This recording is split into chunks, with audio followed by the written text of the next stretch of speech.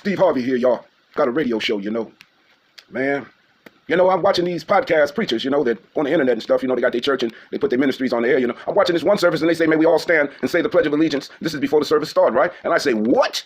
And they stand up and they got this Ku Klux Klan flag looking up in the corner, it's pointy like that, the flag ain't raised out, it's sitting like a spear or a spire or something, up in there, and they all say, let us have Pledge of Allegiance, and then they go off into their rock and roll gospel. You understand me? But I'm specifically talking about, what if China did that? What if North Korea did that?